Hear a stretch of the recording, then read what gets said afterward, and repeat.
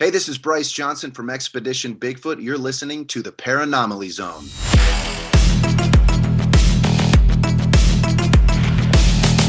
Look, I know the supernatural is something that isn't supposed to happen. It does happen.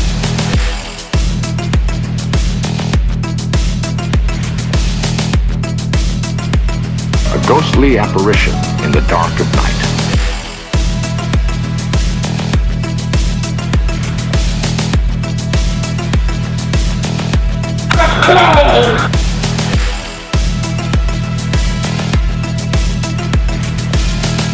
Human sacrifice, dogs and cats living together, mass hysteria.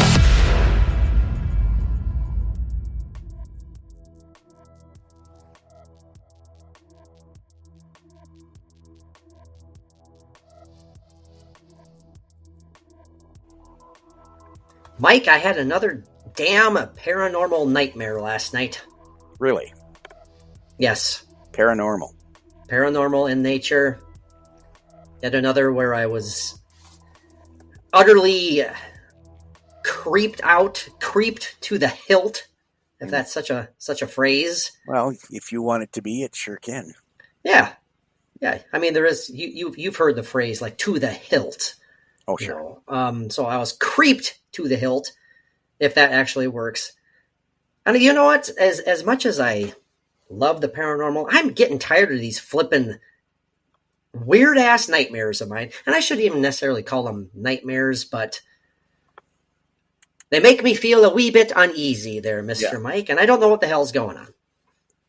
Well, the paranormal is on your mind a lot. I mean, it's part of your life. It's not just it's a great hobby, but it goes beyond, just thinking about it and saying, oh, that's cool. And, so it's your mind is full of it, or somebody or something is trying to contact you. See, I prefer the idea of it just being on my mind so much, so that therefore I have these fairly disturbing dreams rather than something trying to reach me. I don't really like that possibility. But well, is there a thing or a being or an entity or something in this dream? No, there's not one entity or being of any nature, really. It's usually just a lot of invisible forces, and when I pause to think about it, I'm like, is this how I would literally react if I had that proverbial paranormal slap in the face? Is this like answering the question before it happens? Because I get creeped out in my dreams. I don't run away screaming. I don't turn my back and start whimpering. I'm facing it. I'm confronting it, but I'm very, very uneasy and unsettled. I don't know. I'm not sure how to take it or how to interpret it. Come on, Dr. Mike, put on your therapeutic hat of paranormal love and my clown nose. But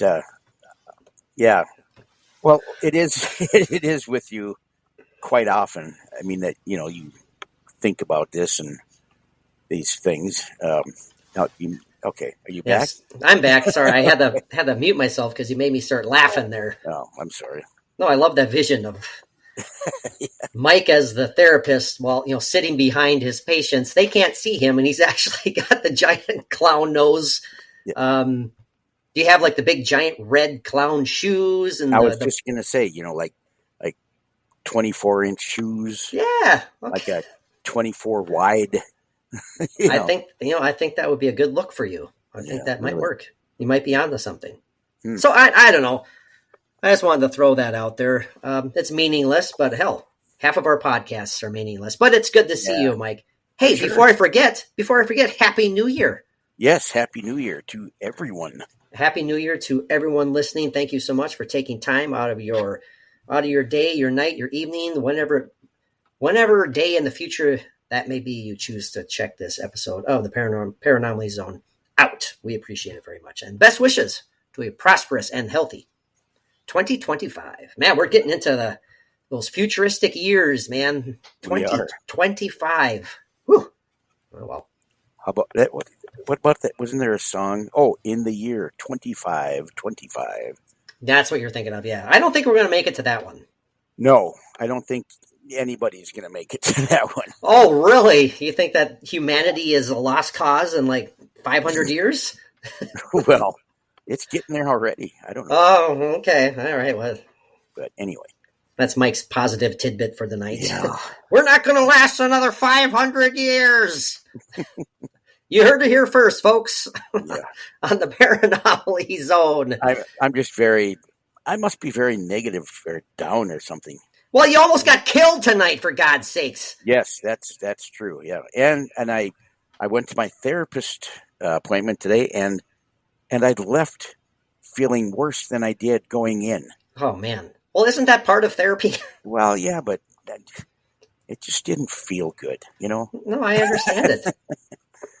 Yes. But let's, that's tough enough as it is. But you and your beautiful wife, Mary, were literally almost smashed on the freeway today by Yes. moronic drivers who are not paying attention. They are careless and dangerous. And thank God, Mary was quick to react. Well, she did so great. Yeah, And we're not going to dwell on the negative. That's horrible. But man alive, all I can say is, Mike, on behalf of Bridget, our family, our listeners, thank God that you guys are fine. Woofed up. Yes, absolutely. Not cool. Very close head-on collision. I mean, it was literally inches that vehicle was away from ours, and the other car that this vehicle was trying to pass, which is what caused the problem. I mean, he was right there in front of us. Like all I could see was, the four headlights, the two vehicles, and Mary swerved to the right onto the shoulder, and I thought we were going to go off the road there, but she pulled it back, and she was losing control. It was kind of like one way, and then it'd come back the other way, and then she slowed it down enough and just kept on going. It was she did fantastic. But yeah, it was close, as close as I would ever want to get. Not to fun. anything like that. Not fun at all. Oh, man. But Well, this isn't the Mike show, so let's go. Let's go. Yeah, you better watch out, Mike. You'll get yelled at by some listeners, because you're not supposed to share your personal stories, your personal medical problems. Oh, definitely let's not start on the medical problems. No, definitely not supposed to. Again. Definitely not supposed to bring up near-death moments either. So, but you know what? It could be a good segue to our Ghost Gab segment. Yes, I've Maybe. been excited about this Ghost Gab. We have got away from. Yeah, we've got away from our format a little bit in the last couple episodes, but for good reason.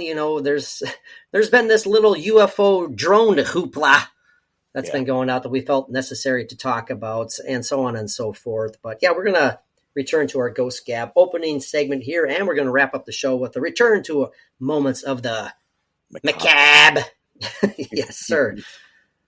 But we do have a pretty cool topic in between. It's one of those topics that isn't really a topic, but it is. We're generalizing. We have a big old list of fun stuff to talk about, fun cryptid related stuff. We're talking about mythic humanoids. Mike, we're going to go down a list of all potential cryptids / creatures / humanoids and talk about whichever ones tickle our fancy. And I'm looking forward to that. I like mermaids. Good. Mike likes mermaids. No, just kidding. Well, I'm sure there's a a portion of truth to that as well. Oh, well. I can picture little Mike enjoying his Little Mermaid books back in the day. Yeah. Maybe back in the day when the Little Mermaid book may have came out, I was probably already an old man. Oh, I didn't even mean Little Mermaid. I didn't even think about that actual cartoon. I was thinking about you as a little kid looking at your mermaid books that happen to be little. There. No, I was more enthralled with Tinkerbell, actually. That's right. Yeah. Oh boy. You love the Tinkerbell. Love the Tink. Yeah. In fact, if Mike ever gets a tattoo, he's going to get one of Tinkerbell. No. Why? A pink one of her on my left butt cheek. Woohoo! Okay. That could be worth the price of admission for Patreon subscribers. Yeah. And if you sign up for $5, I will take a picture of it and show it to you on the Patreon. Live, unfiltered. Yeah. Would that Anyway, be- no, gross. Yeah, anyways, yep, discussing. Yeah. Okay, so, yeah, whatever. Know what I'm saying. Ow! I agree. That, by the way, that's Mike the entire time he's getting that tattoo. Ow! Yeah. Ow! I don't know. Anyway, Mike, I have some quick questions here to throw your way, and you could throw some back at me. We'll have a little back and forth for a brief Ghost Gab segment. How's that called? that sounds good. What I was interested in is some common questions that one would perhaps throw towards a believer.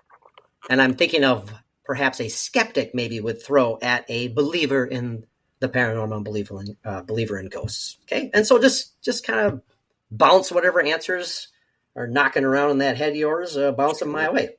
All right. Well, the first one, Mike, without thinking too hard, this is personally for you, obviously. What is the most convincing paranormal experience you have ever had? Well, do I have to tell that story again? Well, you just have to say what it is. Oh, yes, the ghostly encounter I had as a young child, the little girl. Yeah, it was Okay. interesting. So that- Compelling. It was that still for really sure. real. That for sure is more convincing to you than It's Debbie EVP. Oh, they go together. They're on the same list. Yeah. And I'm looking at some of these other. I like these questions. Do you think, Mike, that ghosts can be harmful to living people? Absolutely. Why not? I mean, if they draw up enough energy, they can do, whatever. We've seen on those shows where, well, if it's real or not, wasn't it a brick that flew past Zach? Yeah, absolutely. Yep. Yeah. In their pilot episode of Ghost Adventures, That's right. my gosh, that's damn near 20 years ago itself now, however I long know. ago it was. Was okay? We've talked about this before, I know, but wasn't he? Yes. They were at some place in a basement, and it was a big basement, old basement, whatever, really creepy, and he got lost down there. And, Yes. Yeah. and he was like just almost panicking, running through these. It's like a catacomb of Oh, a basement. the young Zach. How much he has changed before our very eyes, yeah. right? Yeah, that was funny though. I just screaming like a little girl going I through know. the basement, but I don't know. He wasn't screaming like a little girl, but you know what I mean. I do. And it's I say the young Zach because he's just like a year younger than me, Mike. So he's getting up. Really? He's pushing 50 just like I am. So Really? they've been on top of the paranormal heap for many years. So Yes, more they power to them, Mike. If you, Mike, could communicate with a loved one who has passed away, whom would that be, and what is the one question you would ask? Oh man. Isn't that a great question? Oh, see that would take time to think of. I mean, I know, but what's the first thing that pops in your brain? And you're not dissing any other loved ones, by not choosing them. Just the first thing that pops into your brain. the first thing that pops into my brain actually is my grandfather and my great uncle. Actually, that Cool. on my dad's side, I never met either one of them. My grandfather, he passed away long before I was born. He passed away very young. But I would ask something that would have to do, I don't even know if it would be, I have a direct question, but it would have to do with like family and family history, trying to, plug up some holes and things, Oh, sure, 100%. I totally agree with you. I would love to, as you said, plug in those, family history holes, so to speak. Yeah, The kind of the mysteries of the questions that you've always had. Mm-hmm. I get it. So it'll be your grandparents. That's really interesting. Yeah. And my grandfather and my great uncle. Yeah. And I won't put you on the spot about what specific question you would ask. Yeah, because it's difficult. Yeah. Oh yeah. There's so many questions that would be, like a, first asked quality, Oh, sure. Oh, but yeah. yeah. 100%. We talked about this not that long ago in an episode, Mike, but I love the question. What are some signs that a ghost might be present? Well, I mean, we've got a ton of them. We've got what? The simple ones. Cold spots, unexplainable right. cold spots. Yeah.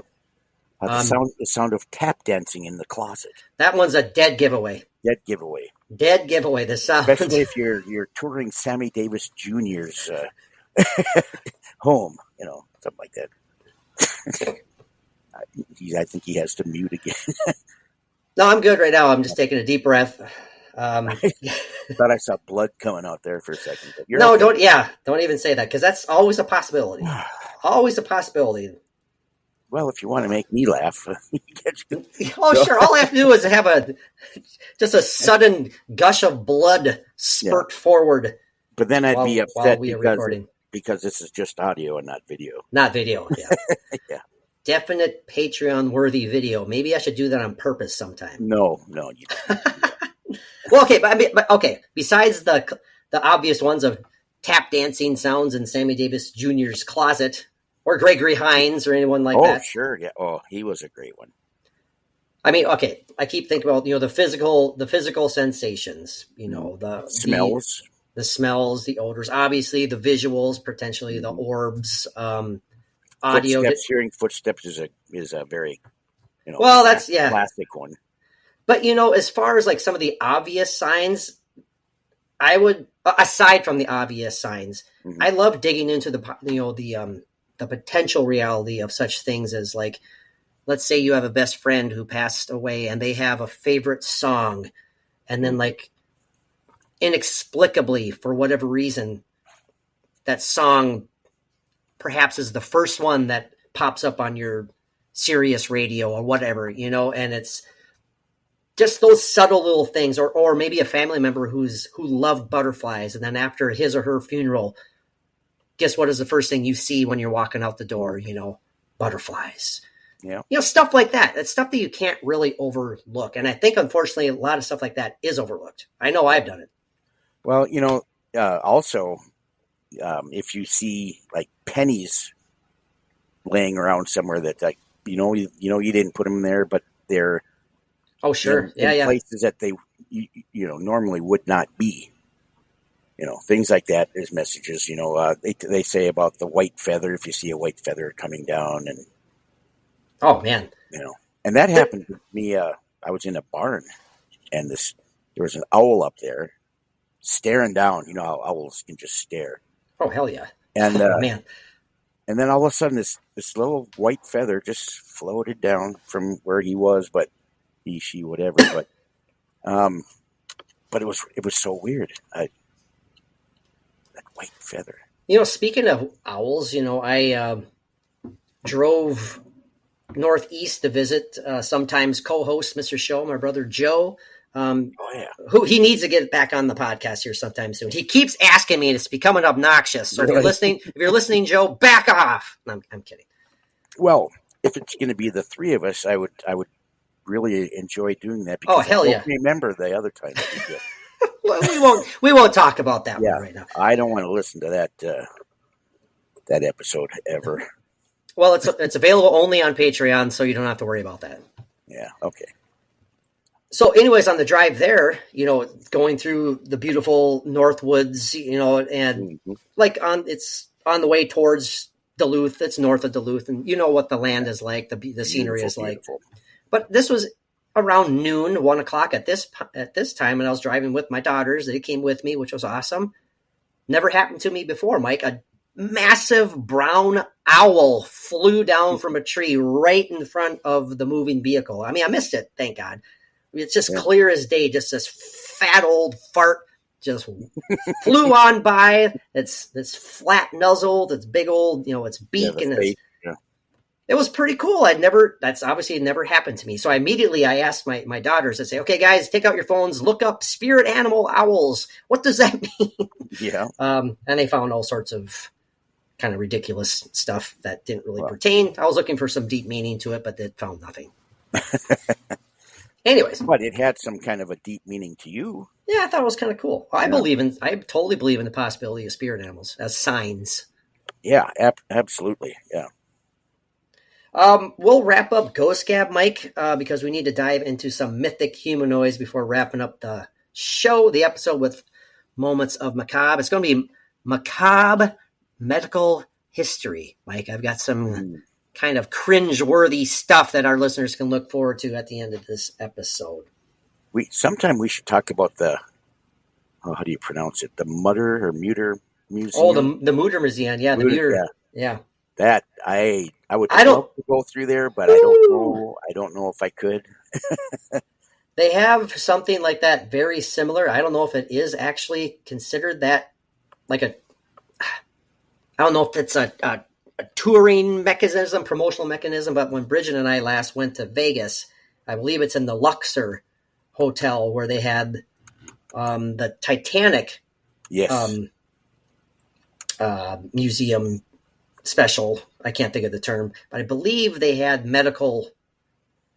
What the heck was it? It's not examples from the muter, whatever, however it's pronounced, but it was along those same lines where you see the body sawed in half right there in front of you, and it's just all the insides, and oh boy, it kind of gets a little much for someone like me. But if you're listening out there, and you know what I'm talking about, help us out, help me out, because I can't recall exactly what that display was referred to as, but wasn't it a traveling one that?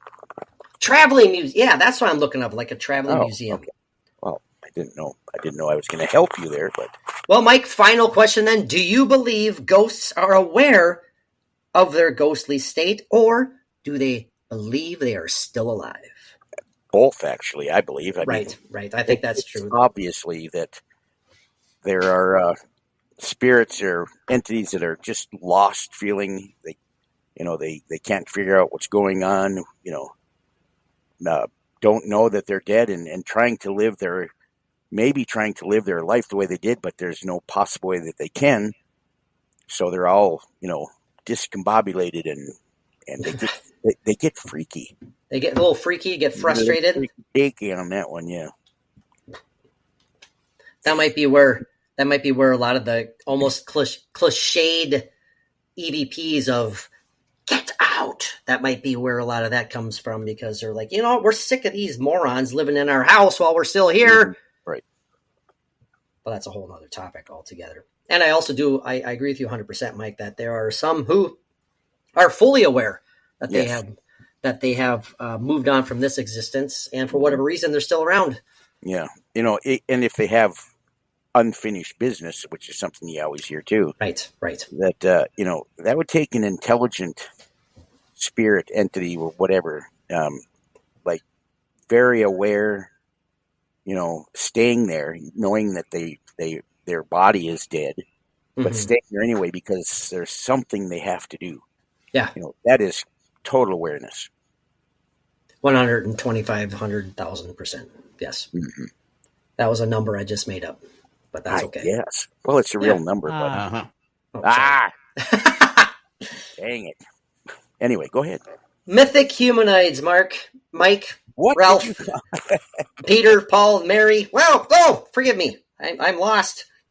John, Paul, Joel, and Ringo. I was doing my usual, Mike. I think sometimes I might need psychiatric help at times, because I was on my drive home today. I was doing my usual conversation while imitating the voices between Paul McCartney, John Lennon, and Ringo Starr. I was doing my stand-up comedy routine to myself, and I tell you what, it was funny as hell, man. I cracked myself up. So, did you have your digital recorder with you? I think I might have to do it one of these times. I might have to just record myself and post that on the old Patreon. So, wow, yeah, it's pretty good stuff. It's pretty clever. I can do that in my old world, my own world. I think it's pretty clever. Yes, absolutely. I'm proud of you. Okay, and I know that your name is not Mark, but Mike. Mm-hmm. I've only known you for going on 20-some years, so it's bound to happen every now and then. Mythic Humanoids, Mike. Mm-hmm. Legendary, folkloric, or potentially mythological creatures. that are part human or resemble humans through appearance or character. Now we are going to fly through a few of so-called mythical humanoids. Mythic humanoids. Mythic. Now, you want me to change the name of that? Should I just say humanoid creatures? What do you think? Or do you like the mythic humanoids as a title for the episode? Oh, well, mythical is just such a great word. It implies many things, you know. Oh, 100%. So, I mean, so you're fine with mythic. You're fine with mythic absolutely. humanoids. Okay. Yeah. We didn't need to do this, you know, off air or anything. No, why would we? We never do. I mean, we're going for such classic examples as Bigfoot, Mothman, even skinwalkers, and so on and so forth. Yeah. But I want to make clear that just by calling or titling the episode "Mythic" does not suggest or indicate that we do not believe in the potential reality of any or all of these. Right. Or maybe we do. We nobody. Well, some of them. Some of them. Yeah. I believe in Bigfoot. I'm proud to say it. Yeah, me too. Now, Mothman, I'm not sure. You know, no. Skinwalkers terrify me. I think terrify me in a cool way. I think it's a definite possibility, but do I wholeheartedly believe in them? I don't know. That's kind of on the fence, you know. Sure. Well, where the hell shall we start, Mark? Oh, you got the book. No, I don't. I don't have any books. Oh, you're online. Yeah, I'm just flying through my old trusty iPhone here. Oh, okay. Yeah, is that okay with you? Absolutely. You go right ahead. Are you sure? Mm-hmm. I will sit here quietly while the listeners wait. No, I'm not. I'm not killing time at all.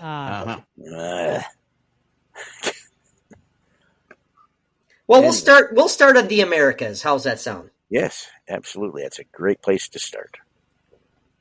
And we'll skip the ones. I will skip the ones that we are familiar with, such as Bigfoot and so on and so forth.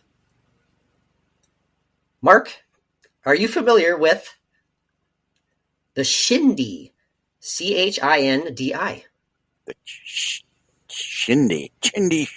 Chindi. Hey, yeah, correct me if I'm wrong, listeners. Oh, I have no idea. Is it Kindi? Is it Chindi? It's a Navajo term. Yeah, I thought it was a native, yeah. The Chindi is supposedly a dark side of the soul that manifests, which can often separate in death and remain behind in a place as a dark spirit. Wow, I love that. Isn't that kind of cool? I have never heard of that before. Yeah.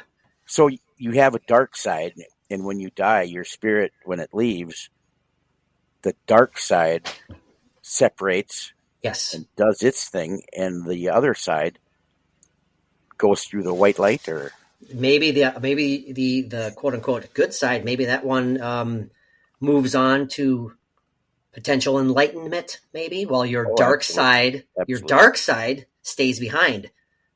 You're going to put a Star Wars twist on this, aren't you? Well, no, I am not. I'm stopping right there. Okay. But I love that. I think that's fascinating. Yeah, I that's great. I never heard that. I'm very happy to have heard that. Adds to my knowledge. My vast banks of worthless knowledge and trivia. And another reason for doing an episode such as this is it will probably, hopefully, spark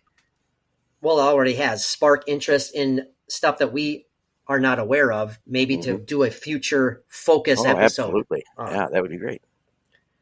Mike, have you ever heard of El Cucay? El Cucay. Well, it sounds Hispanic, Mexican, something. It is a boogeyman of sorts. Baba Yaga. Boogeyman that scared children into being good. The legend took place in such areas as Portugal, Spain, South America. The name comes from the word for head. Head? It is described as a shadowy figure prowling on rooftops. Carrying his head. No, not carrying his head, but is said to eat or kidnap children. The classic boogeyman story. Yeah. It's kind of like it's one of those things that you lay in place to make the kiddos go to bed at their proper bedtimes, or else El Kukai is coming to get you. Yeah, and there's actually one in the closet and one under the bed, Oh. and they come out when the lights go out. Oh my God, this is El Kukai. Whoa, there it went. What? You just added to that story so much. Anyway, what's next? Oh boy. Oh, this is another Native American. I have mythic always been humanoid. so enthralled by Native American 100%. spirituality and anyway. There just seems to be there to me personally, and I don't mean to sound lame or naive, but there just seems to be such a weight and almost, dare I say, more legit nature to like the Native American history when it comes to such things. The Native American retellings, of such things as mythic humanoids. It just, I don't know why, it just strikes a chord with me more than, let's say again, the Mothman or whatever. I don't know why. Right. Mm-hmm. And I'm not saying the Mothman isn't real, okay? So and you're not off. saying that it is. The Iroquois, Mike, had another mythic humanoid known simply as the Faceless Spirit. Mm. This appeared as both female maiden with no, or I should say it appeared as a female maiden with no face. This female maiden collected life force of dead things in her basket. I'm not making fun. And upon which she returned these dead things to the creator in order for it to be, or her grandmother, which one, maybe they're one and the same. Well, it's Little Red Riding Hood, obviously. I think so. But anyway, go ahead. Returned these dead things to the creator to be recycled into new life. So it's basically like an angel of death. Ooh. Something dies and the angel of death comes and takes them away back to the creator to be recycled, reborn. Yeah. Reborn. Yeah. Interesting. I've never heard of that one either. And there's so many different retellings, there's so many different versions worldwide, and it just goes back to that, the heart. What lies at the heart of these tales? Exactly. And I don't mean to sound hokey here, but we all are just one human race. We all have the same wants and needs and goals, essentially, right? And we're all here. I don't want, again, sound hokey and cheesy. We are all one. So it would make sense that we all have different versions of the same thing, essentially. Yeah. Not to say that there aren't multitudes of these, quote, same things, but definitely could be legit different versions out there. Moving on, Mike. Yes. This is another native. Excellent. Example. This is from the Inuit. Inuit, okay, up north. And I will probably butcher the pronunciation here, and I apologize. Iriak. Shape-shifting child napper. Mm-hmm. With red eyes, and get this is what sets the Iriak apart. It has a sideways face. I don't like that. I don't like it. It's like, boy, you've been in a bad accident. Oh, man. Yeah, no thanks. It's like the Inuit version of a walking flounder, with a... Oh, man. Don't like it. Filet of Inuit. Filet of Iriak. Yes. And I am not saying anything disparaging against any of course not. race, color, creed, sexual orientation, or anything. No. We get you, but man, for whatever reason, I envisioned like a halibut with legs. And teeny little arms in front of him. His teeny little arms. Yeah. Yes. Can you reach that for me up on the top shelf? I can't. Dang it. It's hard to push the cart, too. Oh, I love that. Oh, Lord. I gotta use my stomach mostly. Oh, that's too good. Anyways, yes. Moving on. This is a Lakota. Oh boy, a lot of native examples here. A lot of them. Getting closer to home. Yes, and I love, and again, it makes sense that there are a lot of Native American examples. This is the Heyoka. The Heyoka. The Heyoka, Mike, are people chosen by the thunder beings to be medicine men. You're muted, so you got to unmute yourself. Yes. These medicine men possess supernatural abilities. These are the Heyoka. The thing is, Mike, a Heyoka must have a vision of a thunder being or be struck by lightning. You better have that vision. Don't wear your good hat. Don't put those golf clubs away. Won't work. Yeah. The Heyoka may have visions of the future or may have other abilities. They appear to others, get this, as backwards. They also act in backwards behaviors. Not certain exactly what that means. They are beyond the mysterious. I threw in beyond. And they move, Mike, in between worlds.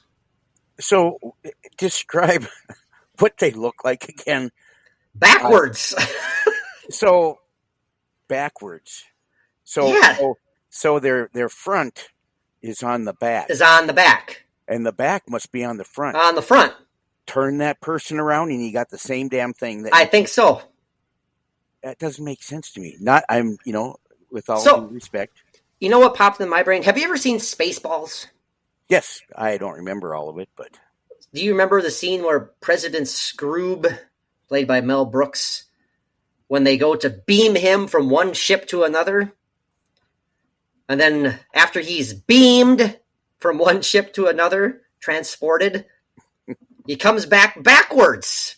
His head is turned around, and Mel Brooks, a.k.a. President Scroob, says, "Why didn't anyone tell me my ass was so big?" Yeah, that sounds familiar. Maybe he got influence from the Heyoka legend. I loved Rick Moranis in that movie. But all rise in the presence of Dark Helmet. Big helmet.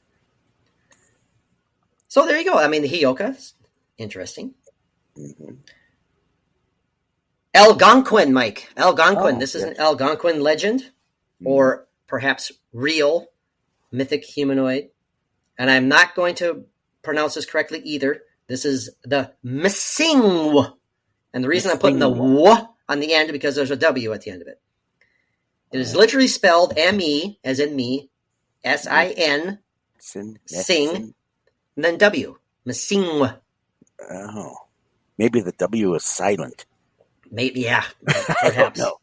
Perhaps. It's a name for a spirit of the forests, Mike. It is a hairy dwarf who wears a wooden mask. Wow. To hide. Yeah. Okay. No, damn it. Bite that lip. I'm telling you. Go ahead. The hairy dwarf wears this wooden mask to hide its deformed face as he rides upon the back of his white stag. White stag. The Missing W. Missing W. Well, the main thing is you don't want to get them in your basement because they are hard to get rid of. Those damn pesky Missing. Yeah. Again, with all due respect, I'm not. It's okay, Mike. You make me want to play a very particular soundbite. Okay, so I will just to ease your worries. Take into account what Mr. Bob Euchre has to say. Don't worry, nobody's listening anyway. So, Okay? Does that make you feel better? Got it. Yes. Man, there's so much stuff is so cool. Obviously, the Mothman, the winged legendary man with the features of a moth. Mike, if you had to rank the believability of Mothman, or let me rephrase that. If you had to rank on a scale of 1 to 10 how you feel the Mothman sits on your proverbial fence of the paranormal. 1 as in doesn't exist, 10 it does exist. Where would you put the Mothman? I don't know. My fence wouldn't hold them. Okay. But what are you saying? Are you a terrible carpenter or something? Or are you just... no, it's just a wire, chicken wire type fence. Well, better than chicken wire, but no, anyway. That would hurt. Yeah. So where would you say? Where would you rank the Mothman? There are so many people that swear by it. Well, if they're telling the truth. And the stories that are out there, there's got to be something. But if I put a number on it, oh man, on my list of cryptids, I would only give that like a 4. I mean, That's fine, man. I mean, and that's coming from, as longtime listeners know, we used to do those yay or nay, those shades of gray segment where we give our then final commitment as far as how we feel about these alleged entities, beings / whatever. I'm with you. Yeah, we should try that again. Yeah, that was a kind of a fun segment. It was fun, yeah. I'm with you on the Mothman. It's down there towards the bottom, but I'm not. That doesn't mean that it's not real. Yeah, I think in the 4 was, I was being generous. I think. Sure. But didn't want to hurt the Mothman's feelings. No, the Mothman's listening. He's one of our dedicated listeners. He's a $5 Patreon. For sure. Hey, by the way, we just released our 83rd exclusive Patreon episode. It was another true crime. I didn't know we were that high up.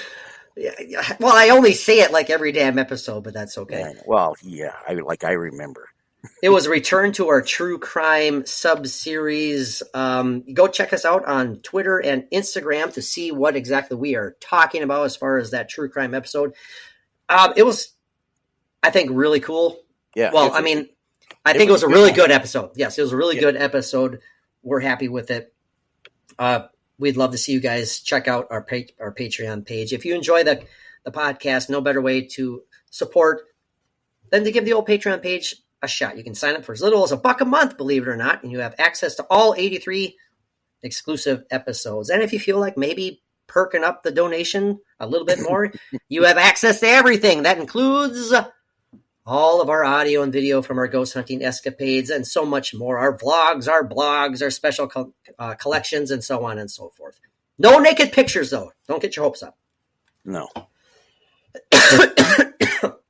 And Mike, when I break into coughing fits, you need to talk. Okay. Yeah, so... Wow, you sucked. I did. Damn. I was worried about you. I thought you were going to start seeing a lung coming out or something. No blood. No blood or anything. No blood. Yeah. So, to wrap up the necessary evil, that is the Patreon page plug. We'd love to see you guys there. We're pretty proud of it. We're closing in on 500 exclusive posts there, believe it or not. That's pretty cool. Mike, have you ever heard of the Pagak? The Pagak. The Pagak. Paagak. Yeah. No. But I have sounded like that when I've thrown up before. Probably. Pagak! Anyway. It's a very brief description here, but it sounds terrifying. Described simply as a skeletal monster, it is the ghost of human cursed. Those humans cursed for their horrific acts they committed during life. So it's one entity built by many. Yes. The many horrific, awful people that have existed. Their tormented spirits form the Pagak So the pagak is actually just an extremely concentrated bad thing. Yes, to put it Seriously. mildly. So And just think of all that bad energy from all of those souls, oh man, mixing into one big blast of negativity, and who knows? I don't like that. I don't like that. Now, theoretically, does this pagak, does it like have power? Like, is it feeding off the power of evil? Like, is this thing like an almost unstoppable evil force in itself? Or is it just carrying these souls, like these souls are trapped and they can't escape from the pagak? That's a good point too. Like the pagak can't, harm anyone who happens upon it, but it just looks unbelievably terrifying and ominous and evil, but it can't do anything. I don't know. Now, would you want to ever be a part of a pagak? No, absolutely not. Okay. You don't want to be one of those souls. I don't think so. Yeah, okay. Oh, you look over to your right. Hey, Adolf, how you doing? Oh, there's Bundy down there. No, I don't think so. Boy, they've been hanging around for a while. Yeah, exactly. Can someone tell Dahmer to change his socks? It's getting smelly up here. Tell him to get that stuff that's stuck between his front teeth out, too. Sorry, that was... Okay, that was uncalled for. That was definitely not a too soon thing. Woo! Anyway, go ahead. Have you ever heard of, Mike, the Kwalu Palik? This is another Inuit. This is another Inuit mythical, or perhaps not, humanoid. I have not. The Kwalu Palik, Mike, are female entities with green skin. Captain Kirk ran into one of them. I think so. Yes, on an episode. I thought you were going to say that it was sounds like one of your exes, but that might be come along further. No. Webbed hands with claws? Rabbit hands with claws? Maybe. Webbed hands. Okay, go ahead. But anyways, these are female entities with green skin, webbed hands, and claws that emit shrieks that paralyze their victims. Wow. Paralyzed by a shriek. By a shriek. And Boy, their victims... they can break a glass. Yes, I believe so. Now, and their victims, according to this, are men. Solely men. All right, so... The Kwalu Palik. I don't think I want to run into a Kwalu Palik. No. They hate men. They're... Okay. Man haters. Boy.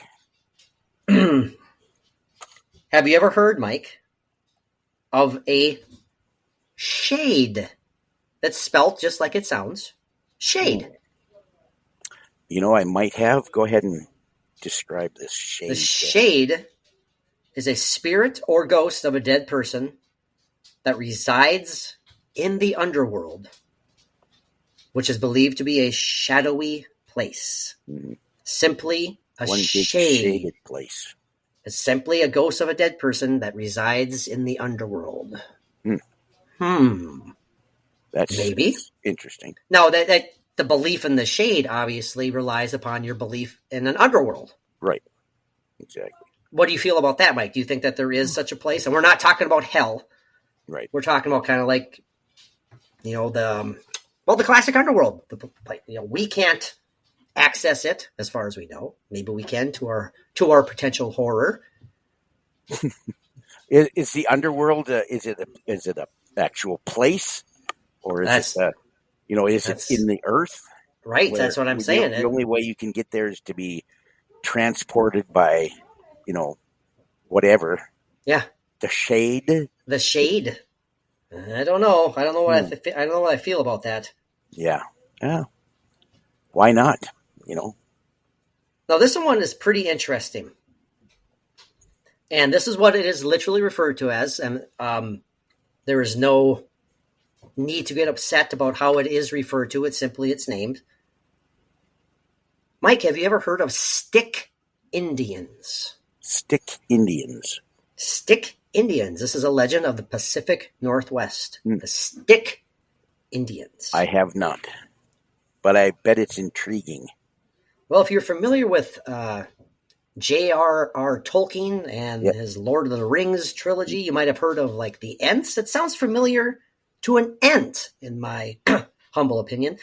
Stick Indians, Mike, are monsters who materialize from out of the roots of trees and bushes and attack their victims, the Stick Indians. Wow. Oh. So they're Stick Indians because they come from the root of a tree. They come from the root of a tree. Yes. Wow. That's pretty cool. Pretty interesting. Now, what do these Stick Indians have a certain mission that they have, or they just come out and just? I don't know that. I couldn't tell meet you. at McDonald's at 9:00 kind of thing. I think so. Right. I don't know. Yeah. Happy Meals. Everyone likes a Happy Meal. Yeah. Right? Well, if you're just a stick, I mean, you don't need much. What do you need a Happy Meal for? Yeah. I don't know. That's crazy. This one, I just I want to share this just so I can say its name. Okay. Don't butcher it then. This is from the Abenaki. Abenaki. Mike, have you ever heard of the Squawktautomus? Squawktautomus? Squawktautomus. Say that again. Squawk. What? Cow. Thomas. Okay. Golly. We'll just say it's a squawk cow. Or a squawk cow. A squawk cow. How's that? It's squatting. No, squawking. Squawking. Oh, okay. But I'm sure it can squawk if it really wants to. I don't know. I have no idea. Ow! Yeah, very well. Mike, the Squawktautomus is a female spirit that resides in swamps. Its cries lure people close to said swamps, where if the Squawktautomus then touches them, the people immediately die. The Squawktautomus. Not so much? Not so much? Well, for what purpose would this be? I mean, I don't know. That's why they're mythic humanoids, okay? We're not saying that all these are real. But we're covering, the possibilities. I mean, so it's like, I'm going to touch this person, and he's going to die. Yeah. And then he's going to lay there until he rots. And then you're just going to end up with bodies. A lot of bodies. And you would think that at the sight of several decomposing or entirely rotted bodies, future potential victims wouldn't continue to walk towards that damn swamp. No. It's like, Frank, maybe we should lay back here from this swamp. There's Ned. Ned's dead. He's got a thing in his head. He does, damn Ned. You should have listened to what we said. Poor Ned. Oh, the dread. Anyways. We all know about the Wendigo. Love the story of the Wendigo. Awesome, yes. And frightening. You know what is also frightening, Mike? The Yakuruna. Yakuruna. Now this sounds... Well... Is it Asian somewhere? Nope, remember, these are all American. These are American legends. Okay, got The it. Yakuruna, Mike, simply described as hairy beings with deformed feet. Yeah, they're really big. But this is it, though. Their heads turn backwards. What is it with these backwards head things? It must be a thing. They must be real. It has to be. I mean, yeah, in the movie Exorcist, when the daughter, I forget, I'm blanking on her name. Reagan. When her head spins around, yeah, it's terrifying. It's creepy, even though it looks corny nowadays. But it's hey, I didn't like the pea soup part. Well, yeah, I get that. And then the parts that they had to cut out so they could air it on TV. Right, man. I'm not saying that Yakuruna vomited green pea soup or anything like that, but the visual of the head spinning around, I think it's always gonna grab the Yeah. The part of you that I wonder what the mechanics succumbs of that is. to the heebie-jeebies. I don't know. You know, how does that happen without twisting off or, you know, or tearing skin? It just turns around. I don't know. That was disgusting sounding the way you said Ponder. that. Ponder. Mike, we actually did an episode many moons ago about the legend, the American Southwest legend of the water babies. Do you remember that? I do. It's a very interesting story. Oh, it's if you allow yourself to be creeped out, it can be pretty creepy. Sure. To summarize the legend of the water babies, or perhaps the reality of the water babies, is that these are evil spirits who reside near springs or ponds, and they take the form of you guessed it, a crying baby. Mm. Now, what is the purpose of taking the form of a crying baby? You got it 100% there, buddy. They lure people to pick them up, of course, after which... Oh, look at the baby. What a cute... Look at the cute little baby. Oh. Yeah, I guess. Well, run away. After which they pick up these apparent crying babies. The babies become so heavy that they actually crush the people to death. Boy, whoever came up with that story, give him a gold medal. I think they got some issues. Yeah, how about you? Mama? Wait. Is that a new one? No, I've had that for a little bit. Okay, but, and again, for what purpose? I mean, you know, it's not the point. Why is that bothering you so much? I don't know. Hey, what's the purpose? What I can do with this person? Stand back now. I get really Stand back. I'm going to crush him. Watch me crush him. Heavy. Okay. I get it. But it's interesting, though. Thank you. Yes, it is very interesting. Okay, one more, Mike, and then we'll wrap this up and move on to a moment of the macabre to wrap up the episode. Does that sound okay? Absolutely. Hopefully, I can find one that isn't kind of a downer of an ending. Well, we have that. Well, you know what? This is something that I find absolutely fascinating. Absolutely fascinating because I buy into this. Okay. I don't know why, but I have a vibe for it. There's a book that I read a long time ago, Mike. It's a well-known book. It's called The Trail of Tears. I'm sure you're familiar with it. Oh, yes. Yeah. Oh. But there's a portion in that book where this very legend is spoken about. And really? It was shared between a mother talking to her child about the little people who live up in the hills. Yeah.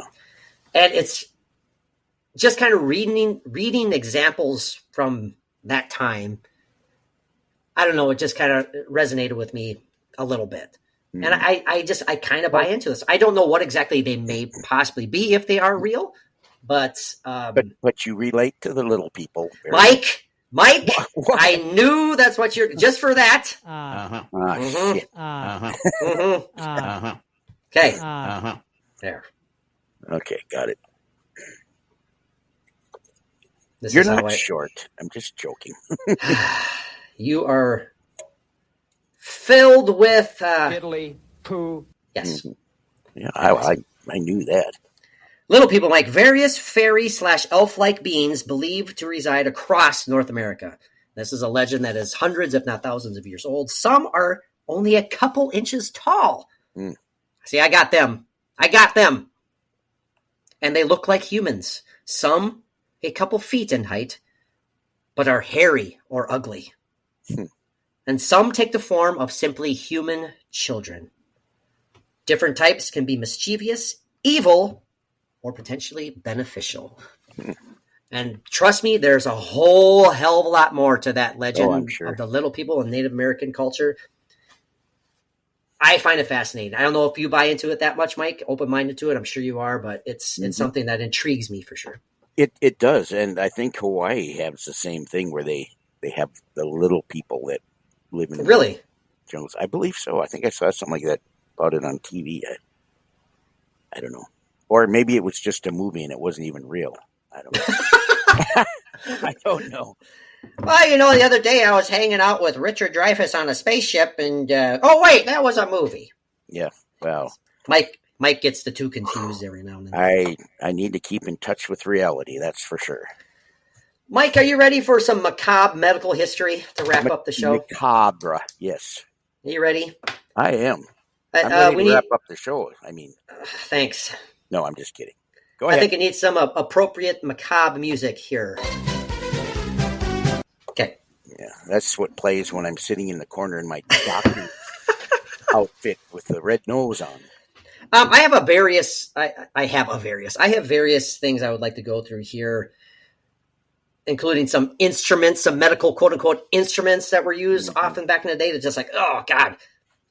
But some also, Mike, some medical procedures. Mike, have you ever heard of a tobacco smoke enema? Wow. I bet that hurts. I don't. That's horrible. I don't. Well, go ahead. I'm intrigued. Arriving in the late 1700s, I should say coming to prominence in the late 1700s, a tobacco smoke enema is exactly as its name suggests, Mike. It involves literally blowing smoke up the patient's rectum. That's where the term blowing smoke out your ass. I think so. Anyway, go ahead. The so-called pipe smoker London medic would use this technique on those who fell into the River Thames and were near drowned. Tobacco smoke enemas were thought to both warm the patient from within and stimulate respiration. But they had to do it in the butt. I don't understand. Up in the butt. Up in the butt. Okay, go ahead. One particularly graphic description from 1746 is described as such, published in the paper The Lancet. Go ahead. Okay. Now, it started off by saying a man's wife was pulled from the water, apparently dead. It went on to say, amid much conflicting advice, a passing sailor proffered his pipe and instructed the husband to insert the stem. This is not real. I'm reading this from 1746, The Lancet. That's right, The Lancet. Proffered his pipe and instructed this husband to insert the stem into his wife's rectum. Cover the bowl. Use it again afterwards. Oofta. Anyway, covered the hole. Cover the bowl with a piece of perforated paper and then, quote, blow hard. Miraculously, the woman revived. So there you go. Yeah, she revived because somebody was blowing smoke up her ass. Of course, you're going to jump a little bit. Jeez. I'm just saying here. So whatever works. This is rather disturbing. The practice, Mike, that was known as cutting teeth. Are you familiar with that at all? No. I have heard of babies cutting their teeth when they're first coming. Ooh, boy. Well, this is in reference to infant mortality back in the day, and one of the supposed remedies for infant mortality rates on the rise and being ridiculously high back in the day. Children frequently died at 6 months to 2 years old back in the day, which coincidentally was around the time their first teeth were coming through. So, of course, the medical minds of the day tried to put two and two together. They said, this can't be a coincidence, Mike. These people are dying when their teeth are coming in. So in England and Wales in 1839, over 5,000 deaths were attributed to teething. So what did the physicians in the day, how did they come up with this idea to combat the evils of teething, Mike? Well, unfortunately for the children involved, they developed a wide array of interventions, including bleeding, blistering, placing leeches on the gums. In some cases, they even burned the backs of the baby's head. However, during the 16th century, French surgeon Ambroise Paré, he then introduced gum lancing. This became the preferred method. A paper published again in the Lancet explains just how popular lancing babies' gums became. John Hunter would lance a baby's gums up to 10 times. J. Marion Sims treated his first patient, a baby of 18 months old. As soon as I saw some swelling of the gums, I at once took out my lancet and cut the gums down to the teeth. Pull it out of his back pocket. That's how Yes. he did. And then went right into it. Even physician Marshall Hall wrote that he would rather lance a child's gums 199 times unnecessarily than omit it once if necessary. And he instructed his students to do so before, during, and after the teeth appeared, sometimes twice a day. It is yet unknown how many children actually died from infections that developed following such procedures. Wow. Amazing. Terrifying. But you just think of, this was the beginning, well, probably not the beginning, but just such a big time in medical history that, trying to do what they thought was right and what was going to help. How they came to these conclusions is, Right. beyond anybody. But look at where it's come since then. Sure. In a relatively short amount of time. Oh, definitely a relatively short amount of time, for sure. So, yeah. Yeah, and it's nothing to do with a lack of intelligence. It's about ignorance and just not knowing. No fault of theirs, but I hate to say it, I have a feeling that some of these doctors kind of got their jollies off of doing stuff like this as well. Yeah. And you hear of, was it one show away? Well, anyway, not even doctors, and they're opening this story that I had seen on TV. I did see it on TV. And doing just horrifying things to these people. Oh, I know. Yeah. So. I'm flying through a bunch of them. I'm sure, Mike, you've heard of morphine was a very common ailment for, or not a common ailment, a common treatment for hyperactive children back in the day. Morphine. Now I'm going to go through some of the most gruesome medical devices in history, just because we're running short on time here. I'll skip some of these because they are kind of disturbing, but that's the point of Moments of the Macabre. Yeah, you got to throw one or two disturbing ones in there. Yeah, and after that smoke enema, I kind of lost it. Borkum Riff. Well, we all know about leeches and their use in the history of medicine. Did you know of such thing as artificial leeches? Artificial leeches. Artificial leeches. It says here, when in the 1800s, live leeches were unavailable, or simply perhaps too gross, an artificial leech, which was a medical cylinder with blades, performed the same function as a leech. Rotating blades cut into the skin, while the tubes suction the blood out. A similar tool called a scarificator. Wow, say that 10 times fast. Scarificator. Ficator. Used up to 10 spring-loaded blades. This, of course, quickly sliced into the skin. Then the device was heated to create a vacuum suction. So, I think I'd rather have a real leech. Yeah, that other way sounds too vampiric. Mike, I hope to God you never have to use this one. Now, have you ever heard of a hernia tool? Oh, no. I've had hernias. I don't ever want to use this supposed hernia tool looking at this sketch. Oh, boy. Recognizing that the human body could often patch things up better than they could, doctors in the 1850s had a tool specifically for hernias. Once doctors repaired the tear in the muscle or tissue, they would insert said hernia tool into this area. This thing would be in place for about a week while scar tissue formed on it to help seal your repaired hernia. Wouldn't it be easier just to suture it? Mike, I don't know if you can see that sketch, but that's the old-time sketch of one of these hernia tools right there. Oh, jeez, what the heck? Yeah, you can kind of see where the handle is, and yeah, at first kind of looks like a hairbrush. Yeah, it kind of looks like a bread roller a little bit. You know, old grandma flattening out the hernia. The dough on the table. Hey, this looks like it could work for Uncle Joe's hernia. Yeah. Works on hemorrhoids as well. Oh, boy. Well, we can all imagine what an amputation saw did and was. Oh boy. Yes. Highly used during the Civil War. Oh, my God, yes. Medicine has also a long history of doctors lopping off problems they didn't yet know how to fix, such as infections. From the pre-antibiotic bacteria of old to the antibiotic-resistant bacteria of today, infection has always been a major reason for amputations. But doctors often took pride in the instruments used for this grisly purpose. Saws like this one, and you can imagine just what it looks like. It looks like a damn hacksaw. Yeah, oh yeah. It's pretty much exactly what it was. Mm-hmm. But they often came with decorative swirls, Oh, sure.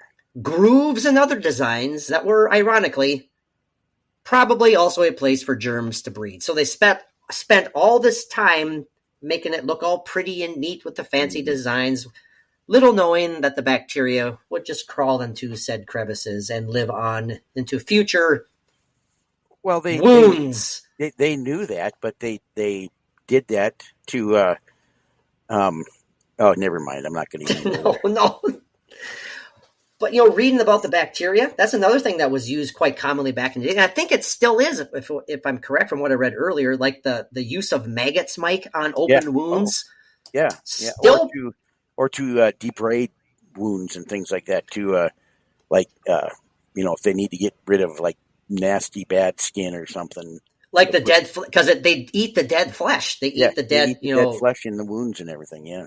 I think, I'm not sure if it's too prominent in the United States, but I know it's used worldwide for sure. Maybe it is prominent in the United States. I wouldn't let them do it. I have always hated maggots. I can't stand them. They give me the heebie flipping jeebies. Yeah, I'd rather have a whole bunch of 5-pound spiders fall on me or something. You'd rather be beaten to death with a hernia tool. Yeah. Not used on me, but beaten to death would be, that's okay. Boy, you mentioned something earlier. It's kind of ironic or coincidental, I should say, that I'm bringing this one up. The acracier. The acracier. Acracier. This was used in the 19th century. This instrument strangled uterine and ovarian tumors, as well as hemorrhoids. Yeah. Well, it's the same as if you use dental floss and you can get to it and pull that tight and leave it on there and you're good to go. But anyway, its wire loop or chain was placed around the base of the unwanted growth and gradually tightened. That would eventually either cut through the base of the growth or cut off its blood supply until it gave up and dropped off. Doing this was painful, no duh, particularly with hemorrhoids. But experts of the day argued that the pain was short-lived compared with cutting. You know, hemorrhoid is one of the worst words in the history of planet Earth. That's why if you really, really want to throw a bad one at somebody, you call them a hemorrhoid. A hemorrhoid. I've experienced a few hemorrhoids before. Oh, man. I'm sorry. I'm not responding to your comment, but okay, and yes, trust me, Mike, I know you're getting squirmy while wrapping up here. Oh, no. That's just me. When a patient in the 1500s, Mike, sported a protruding arrow, well, guess what was used? An arrow remover. Oh, somebody's got to invent an arrow remover real quick. How do we remove this arrow? Well, you got to make an arrow remover. Damn it, why didn't I think of that? Well, I'm going to need about 2 weeks. I don't know if he's going to make it. Now, medical professionals in the 1500s, Mike, didn't just yank out arrows. Instead, they held the shaft of an arrow in the center barrel of a scissor-like arrow remover. Oof. But, unlike scissors, the sharp edges of the blades faced away from the center. So, as if having an arrow stuck in you weren't bad enough, the blades cut the skin so that the arrow's head could be removed without further injury. Mm-hmm. So that's the drawing right there. You can see that one, Mike. That's the arrow remover. Oh, it's pretty interesting. It looks like it's hand wrought. That's hand wrought. It's got like the reverse scissor blades. Yeah, I don't like it. It's nasty. Oof. And so you shove that in around the old arrow and bingo, bango, bongo. You're good to go. I don't understand how it would help take care of hemorrhoids. That had nothing to do with hemorrhoids. That was about removing an arrow. Oh, the other one, that was the last story. Okay. Yes, that was the last story. That was the Acrasure. Yes. Remember? Yes, I do. I make fun. Of course, we are all familiar with the speculum, but long before the speculum was actually called that, there were tools for getting an intimate look at a woman's, reproductive area. Yahoo! In the 1600s, it was a rather frilly-looking sort of inverted salad tongs. Oh, it looks like salad. Once the leading end was inserted, into the entry of the vagina or other orifice, oh, jeez.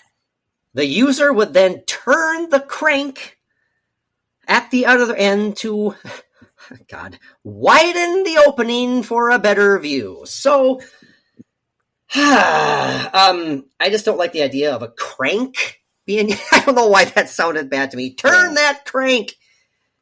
Doctor needs a better view. Yeah, and then the doctor gets close, just like a mechanic looking in an engine and saying, let's see what we got going here. No. Oh, man. Well, we'll wrap it up with the original syringe, Mike. It's not even close to the syringes of today because this one was, damn it, a hell of a lot longer, hell of a lot thicker. Had wooden needles. Wooden needles? Just the size in general was awful. It was used in the 1500s, again, to inject mercury. My God. Oh, man. Well, there's a healthy thing to do. Man. To inject mercury as a treatment for the goddamn syphilis. Yeah, I've heard of that. Which was obviously often contracted by amorous sailors on the high seas. Like those dang mermaids. With such a huge syringe, the good news is that you didn't get stabbed with it. However, the bad news is that it was a urethral syringe. Oh, man. Oh, yes. I have heard of these before. Hi. So, Mike's eyes just pop open. Yes, you guessed it. The injection with this gigantic needle went directly into the penis through its natural opening. Worse yet, the mercury often killed the people. So there you go. Absolutely. Oh, my God. Well, I wish they didn't have the syphilis anymore. They didn't have the syphilis. They didn't have their penis. But you know what? They also didn't have their lives. Oh, wow, man. That's amazing. Oh. Well, those damn salty, horny sailors, I tell you. Yeah, salty. Salty sea dogs. God dang it, Mike. This has been a blast. Thanks for making this work on this New Year's Eve, Mike. Any parting words for our awesome listeners, my friend? I'm not telling you to sign off yet. I'm just saying any final thoughts. This was a very fun episode, and I hope somebody learned something, whether it's worth it or not. Right? Well, if anything, I will have an everlasting vision of a gigantic 1500s syringe shoved into the depths of the unknown horror that we all refer to as, well, whatever. I'm done. Horror. Yeah, Mike, thanks. I will never forget the babies that get really heavy. They will crush you. That's crazy. So if you come across a wailing baby near a river, particularly in the Pacific Northwest, just let them be. Yeah. Not particularly kind words of advice, but hey, I'm just saying, if you believe in the water babies, well, maybe take your own safety into account. Mike, this has been a blast. Yes. I'll text you a happy New Year's right at the strike of midnight tonight. Okay. I will get this episode out, hopefully before then. If not, it'll be out tomorrow for sure, and I'll share the links with you, and we'll go from there. So this is goodbye for tonight, Mike. Again, goodbye for the rest of the year. For the rest of the year, absolutely. And it's only in a couple hours. Only a couple hours. A few hours. Yeah, about a little over 2 hours. A little over 2 hours here in Minnesota and North Dakota. Well, Mike, again, Bridget and I and our family are thankful that you and Mary are still here, and wish you nothing but a prosperous and a healthy new year, as to all of our listeners. Yes. Mike, until next time, what do our awesome friends of the podcast need to do? Peace out.